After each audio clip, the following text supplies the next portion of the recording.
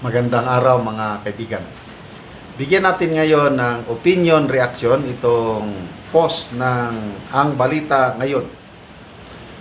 Warning to Congress, do not test the Supreme Court. Ex-Senate President Drilon. Former Senate President Franklin Drilon warns it could lead to a constitutional crisis if Congress continues the impeachment trial against VP Sara Duterte despite the Supreme Court decision.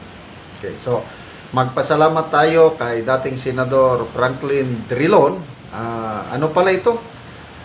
Top 3 nung kumuha siya ng bar exam noong 1969. Talagang matalino. So siya na ang nagsasabi na there is no impeachment trial because there is no valid impeachment complaint.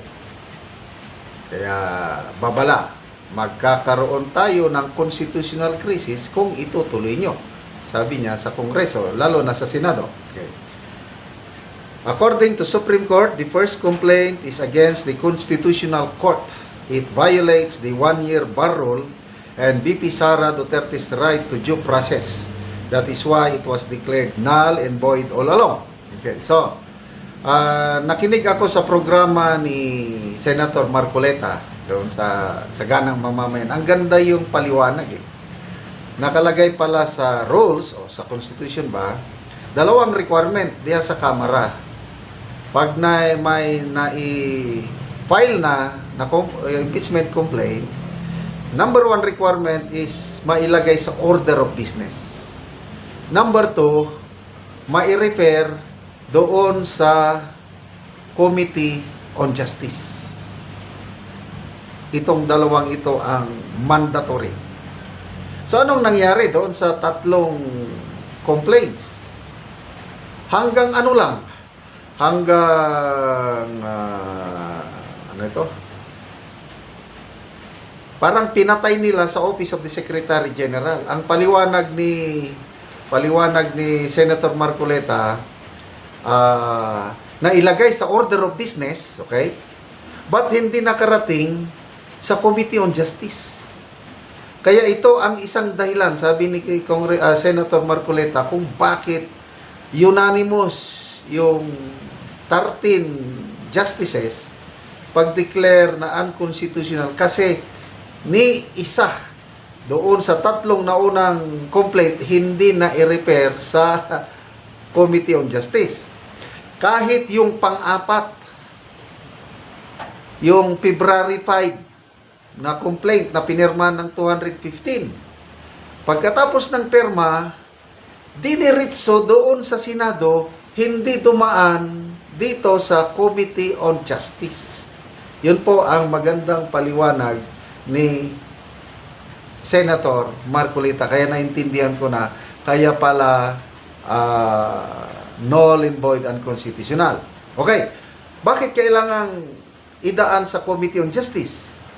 Para yung akusado, si Vice President VP Sara, magkaroon siya ng pagkakataon na sagutin yung mga akusasyon. Kaya ang desisyon ng Supreme Court is dalawang grounds na violate yung one bar rule at saka hindi nagkaroon ng due process kasi hindi man lang nakasagot si VP Sara sa mga akusasyon dahil hindi nakarating sa Committee on Justice. Okay? Yun na. Pasalamat tayo kay Senator Marcoleta na nagpaliwanag.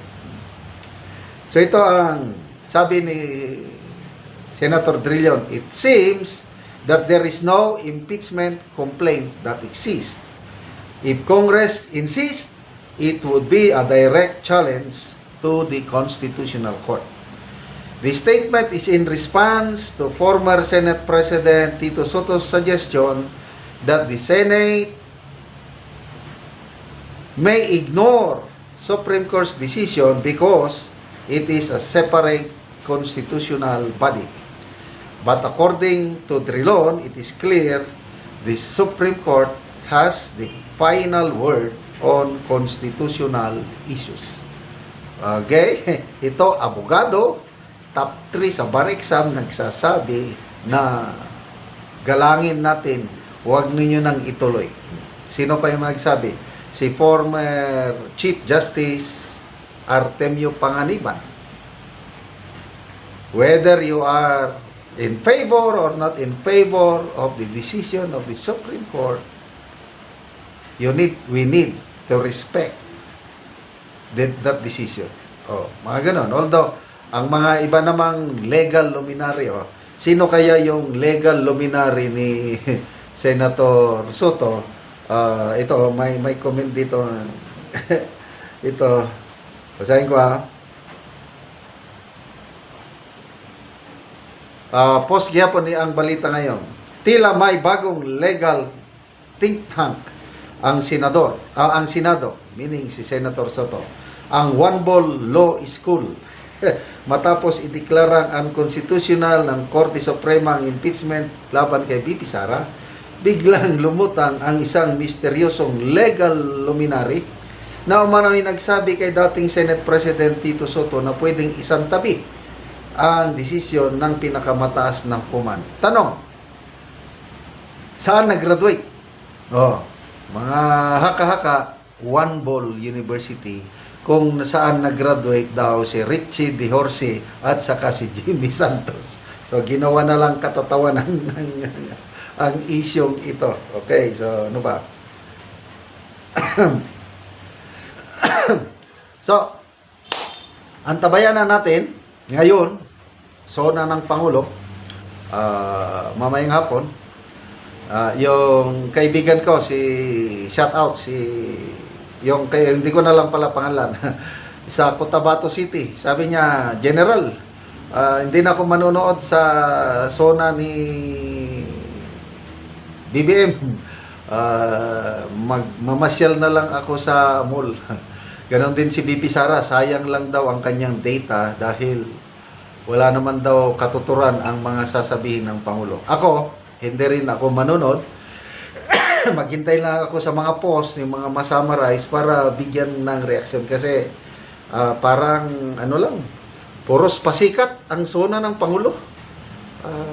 Ang galing magsalita, kaya lang sona, speech only, no action. After 3 years, nakakadismaya ang ginagawa ng administrasyong ito. Okay, salamat mga kaibigan sa inyong pagsubaybay sa ating channel. Nakakatulong kayo ng maigi sa tribong Talandig ng Bukidnon dahil ang sweldo natin sa channel na ito is pantulong sa tribo. Namimigay tayo ngayon ng livelihood assistance sa tribo, nagpapatanim ng sayote, saging lakatan at Arabica coffee. Panoorin nyo ang video nito.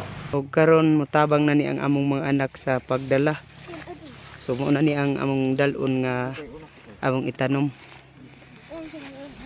Mantay paligid. Plus katong na ba?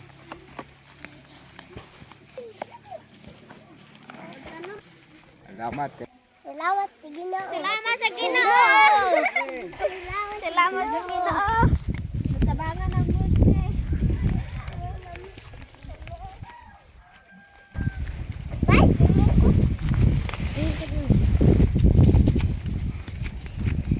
Hey, sipakawa. Kanom na mi. Kamname.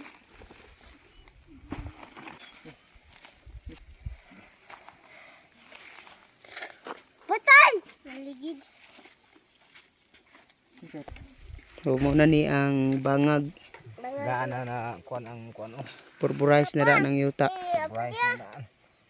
Apo, ani? Kailangan. Umano po niya mong kanom. Salamat jud kaayo nga makatanom na pod mi og kape kay ang akong uyuan nga nagtanom og kape karon nakapalit na siya og bunggo og nakawas na pod sila sa ilang mga kalisod mo magtanom pod mig kape.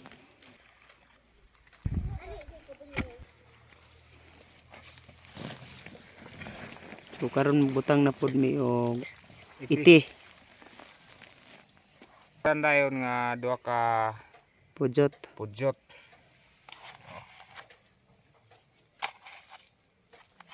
Purbo.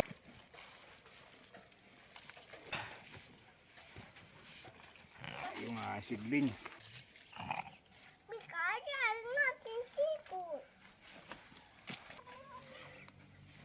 O karon mo na gini sa among natanom nga kape. 350 ni among itanom nga kape.